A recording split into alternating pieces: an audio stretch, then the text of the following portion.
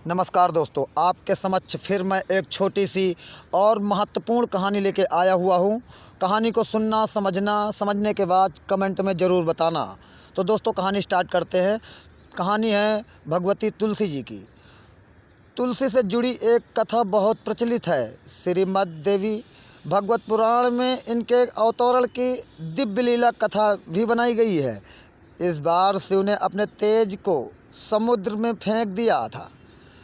उससे एक महातेजस्वी बालक ने जन्म लिया। यह बालक आगे चलकर जलंधर के नाम से पराक्रमी दैत्य राजा बना।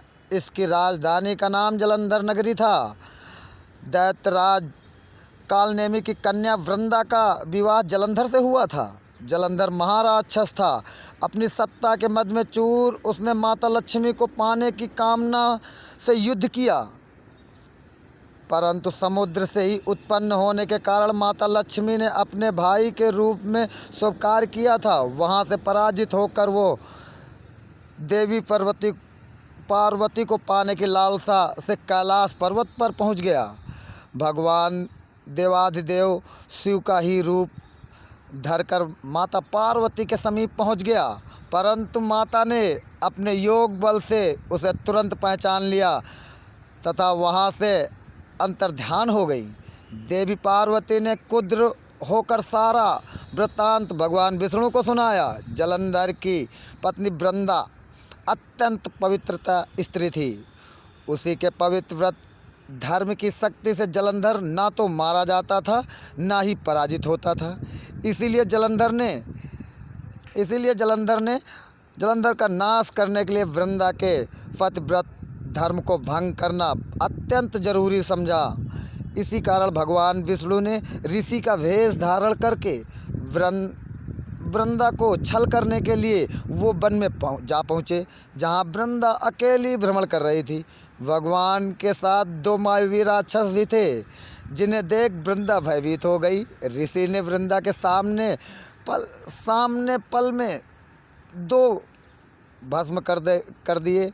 उनकी शक्ति देखकर वृंदा ने कैलाश पर्वत पर महादेव के साथ युद्ध कर रहे अपने पति जलंधर के बारे में पूछा। ऋषि ने अपने माया जाल से दो वानर प्रकट कर दिए। एक वानर के हाथ में जलंधर का सर था तथा दूसरे हाथ में धड़। अपने पति की यह दशा देख वृंदा मूर्छित होकर गिर पड़ी। होश में आने पर उन्होंने ऋषि रूप भगवान से विनती की कि वो उनके पति को जीवित कर दे। भगवान ने अपनी माया से पुनः जलंधर का सिर धड़ से जोड़ दिया, परंतु स्वयं भी उसी शरीर में प्रवेश कर गए। वृंदा को इस छल का जरा भी आभास न हुआ। जलंधर बने भगवान के साथ वृंदा पवित्र व्रत का व्यवहार करने लगी, जिससे उसका सत्यव्रत भंग हो जाए। ऐसा होते ही वृंदा का पति जलंधर युद्ध में हार गया। इस सारी लीला का जब वृंदा को पता चला तो उसने क्रुद्ध होकर भगवान विष्णु को शिला होने का श्राप दे दिया तथा स्वयं सती हो गई। जहाँ वृंदा भस्म हुई वहीं तुलसी का पौधा उगाया। भगवान विष्णु ने वृंदा से कहा, हे वृंदा, तुम अपनी सतीवत से के कारण मुझे लक्ष्मी से भी अधिक प्रिय हो गई हो।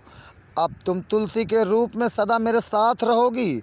जो मनुष्य मेरे शालिग्राम के रूप में आपको मेरे साथ तुलसी का विवाह करेगा, उसे इस लोक और परलोक में विपुल यश प्राप्त होगी।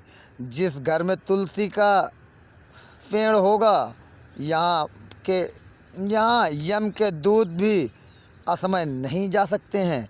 गंगा नर्मदा के जल में स्नान तथा तुलसी का पूजन बार बार माना जाता है। चाहे मनुष्य कितना भी पापी क्यों न हो, मृत्यु के समय जिसके प्राण मंजरी रहे तुलसी और गंगा जल मुख में रख कर निगल जाए, वो पापों से मुक्ति होकर वैकुंठ धाम को पहुंच जाता है।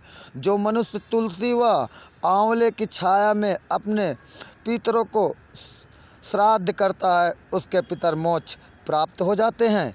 उसी दैत्य जलंधर की यह भूमि जलंधर नाम से विख्यात हो जाएगी। सती वृंदा का मंदिर मोहल्ला कोट किशनचंद में स्थित है। कहते हैं इस स्थान पर एक प्राचीन गुफा भी थी जो सीधे हरिद्वार तक जाती थी। सच्चे मन से 40 दिन तक सती वृंदा देवी के मंदिर में पूजा करने से आपके सभी मनोरथ कार्य पूरा हो जाएंगे। तो दोस्तों, तुलसी देवी बहुत महान शक्ति थी।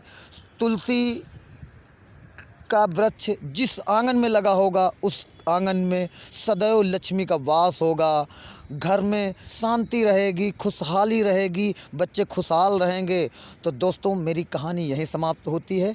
आप लोगों से अनुरोध है कि मेरे चैनल को सब्सक्राइब, लाइक, शेयर ज़रूर करें। महत्वपूर्ण कहानियाँ हमारे चैनल पे उपस्थित रहेंगी।